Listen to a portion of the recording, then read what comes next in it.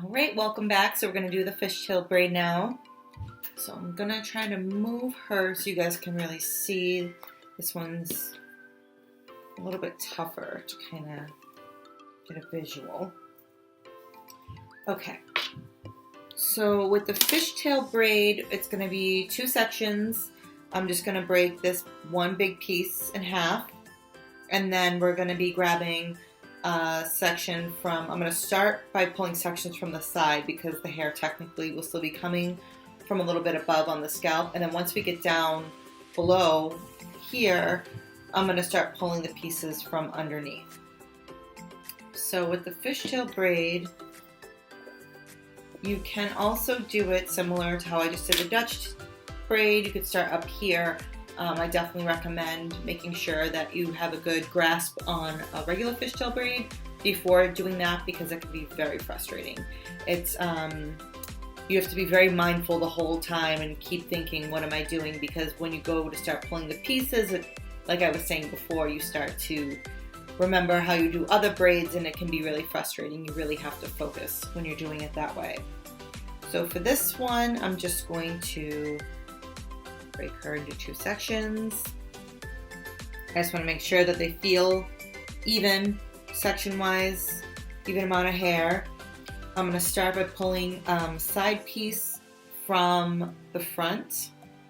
I'm going to take that piece, I'm going to wrap it to the middle, and I'm going to grab it with my other hand. And now this piece becomes part of my other section. Then I'm going to go on the other side. I'm going to take a piece from the outside. I'm going to cross it over to the middle into my other hand. So now this section belongs over with this hair. And now I'm going to just continue. So I'm going to grab a piece from the outside, cross it over in the middle, piece from the outside, cross it over to the middle, piece from the outside, cross it over the middle.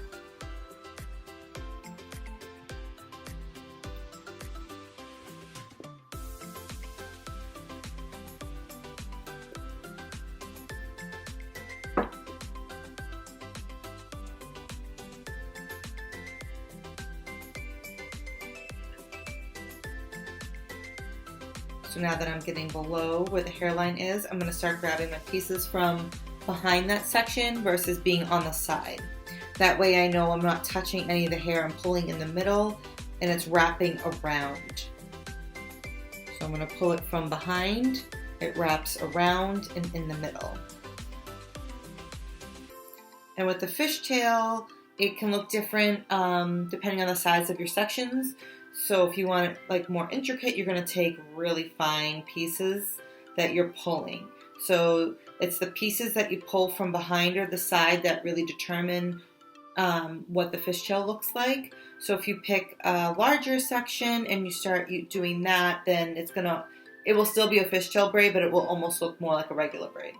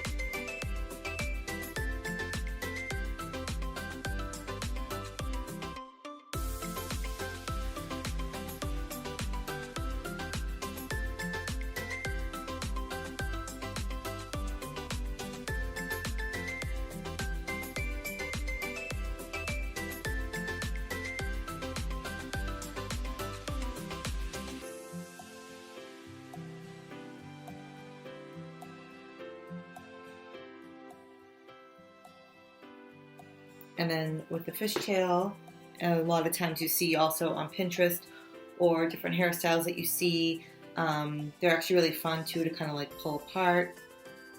They give like a lot of like cool texture to the hair, and they can be used for like different updos or like quick buns, but they look really nice messy as well as polished. So it's a fun braid.